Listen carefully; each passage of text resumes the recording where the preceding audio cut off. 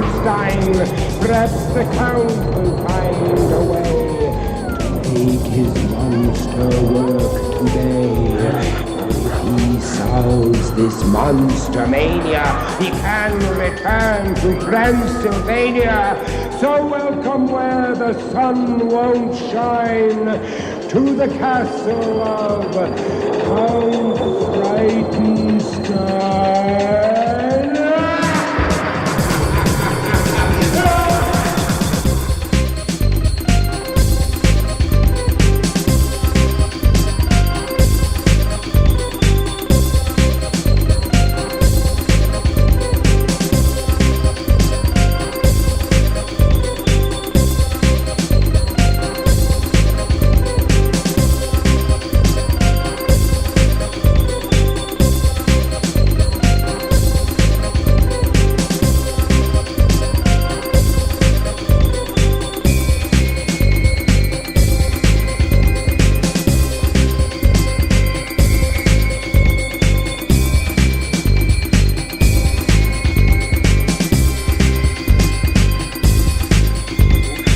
I pledge, by the side of the three-toed sloth,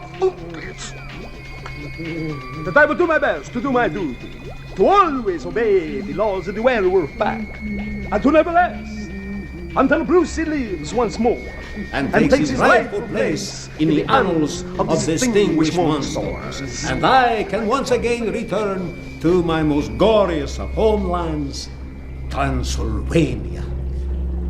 Gory, gory Transylvania, where werewolves and... oh, I forget the darn thing. I was the youngest of 5 boys from a vaudevillian father, and it kind of rubbed off with all the fellas. They were musicians, singers, actors, and I wanted to be a lawyer, actually. And it was later in the game. I was about 19 and going to school, and I got a call from a buddy of one of my brothers who was a group singer, and he said, I'm forming a quartet. What do you think? I said, yeah, sure. Why not? Time for you-know-what? Grammar Slammer Bammer. I remember thinking at the time, when he was doing Sonny and Cher, I thought, this is great. Billy is going to take off, because Billy's the kind of guy who really deserved to take off in a big way. A lot of Canadians have done it since. In my mind, there is no reason why Billy Van couldn't have become one of the legends of, say, Saturday Night Live, with then a movie career and everything else. He's got talent to spare. He was the show, really. Billy was really the show. What does it sound like to you? Sounds like a frog to me, master. You're absolutely wrong, Igor. It sounds more like a frog to me. He made up a lot of stuff. The guy was a great ad-libber. Like, as far as I know, we didn't really have a formal script.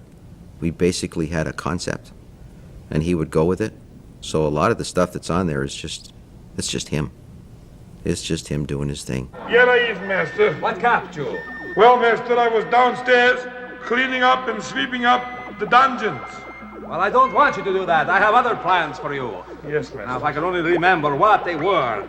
Let me think. Think. I've got it. Of course, I know what I wanted you to do. I want you to phone the Weather Bureau and find out what the weather forecast is. Yes, master. Be quick about it, big fellow. To begin with, it was about 30% scripted.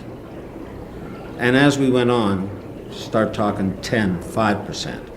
But the entire show, and I thought this was the genius of the show, was that there was no show, there were a bunch of parts. You would go into the studio that day and do as many of that segment as you could do. So Billy and Fishka would go into the studio one day or for a number of days and do nothing but openings, or nothing but closings, or nothing but, Griselda cooking sketches. Hi there. Now, we've really got a special one for you today, and we call it a Roger and Rhonda Roddy's, a rental room rip-snorting, rootin'-tootin' Ratontosaurus recipe. And it's called Grand Ganges Slop Crumpets with lava oil topping Sounds scrumptious. And the ever-increasing Walt. You had to have Walt with all things.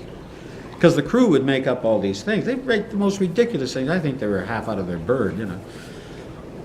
And I just look around and find something, read it, and use it. I didn't know what the hell Are was in these there. things without Amazon Pilgrim ants? Ooh, an abundance of them. The best time I had on the show was doing skits with Billy as the Count, with Gronk. Because again, there was a script, but both of us would just go almost anywhere with that. I mean, to the point where we would, a few times we did break each other up and we'd have to stop. Down the mountain. Down the mountain. Sure. I wonder how they got the boats up there. No, they don't get boats up there to come down mountains. They're on the water. They go And up we the don't have the water up in the mountains.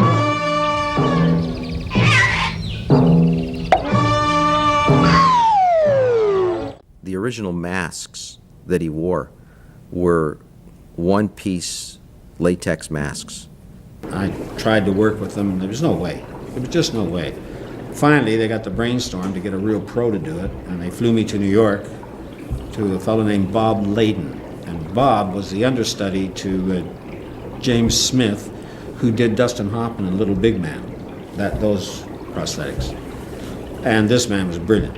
He really knew his stuff, and although uncomfortable with the glue, it was still a hell of a lot easier than what I had previously. When I'm calling you.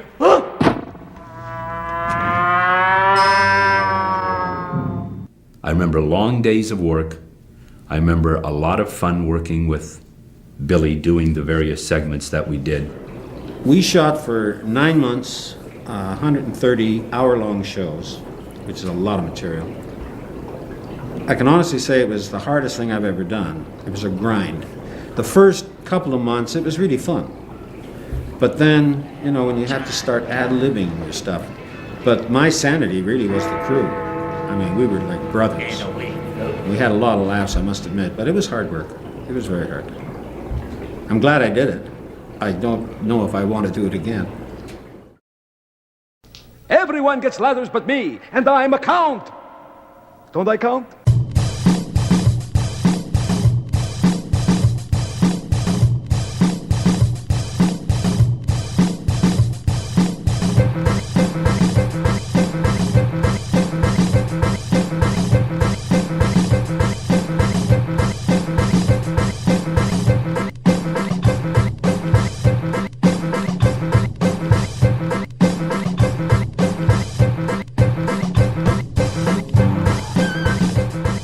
I'm kind of flabbergasted about that. I mean, to think that I, in some work I've done, would influence anybody that much. It's really very flattering. I was amazed when you showed me that stuff. I had no idea that those emails were coming in. And it's wonderful, absolutely wonderful. It makes you kind of feel proud of what you did. Out of sight! Well, I never think of it as famous. To be recognized by my peers and people on the streets, very flattering. Very flattering, but I don't live there. I'm just a guy making a living at what I do, you know. I don't know if there's anything else I really want to do. But as far as attaining any fame, I don't know. I wouldn't say I ever hit that. I think I've had a taste of some of the big time with the Sonny and Cher show. That's probably the most impressive thing I did, other than Hilarious House. And that's a sleeper. That's a real sleeper, because I have people who stop me on the street and say, they won't say Billy Van. They'll say, Mr. Dr. Petvet, or Wolfman, Griselda, whatever, you know. So that's kind of fun. And then I throw back the voice, of course it's the Count. You can count on it. I'm a ham. We'll have blue skies smiling at us. Never mind. Nothing There's but no time for this. I can't believe that people would have said, we don't need you. I can only guess that he decided to stay in Toronto, or maybe with his family, or I don't know, maybe he had family obligations. I have no idea. It's just one of those things that being a person who's worked in the media for over 26 years and still a follower of things, radio, television, and show business, I keep sitting there saying that that's one of the big wrongs of our era, that Billy Van did not become a superstar, because he's got everything it takes to be exactly that. Well, maybe. Welcome to the library. Hello, Horace. Hello, Polly. And hello to you. Are you ready to be frightened out of your wits? Because I am the boss frightener. It was the librarian. Now, I told you we tried to make 16 segments every day. And I desperately wanted to get out of this makeup. Ready to be terrified. On this one day, I got on a fantastic roll because the character, if you recall, comes in, knocks the books over, goes over, and just whips open a page, and there's some dumb little poem, Twinkle, Twinkle, Little Star, whatever. Anyway, I finished 58. And then they said from the control room, "Okay, Billy, that's a wrap." And I said, no, it's not. I want to do one more. I said, no, man, it's okay. We got it. It's a wrap. I said, no, one more, please. Okay. So I went and I just grabbed the book and I threw it open. And I recalled a poem from when I was a kid. Now, are you ready for horror? I'll give you horror. As I awoke this morning, when all sweet things are born, a robin perched upon my sill to signal the coming morn. The bird was fragile, young and gay, and sweetly it did sing. The thought of happiness and joy into my heart did bring. Am I getting you? I smiled softly at the song, and as it paused, a lull, I gently closed the window and crushed its fucking skull.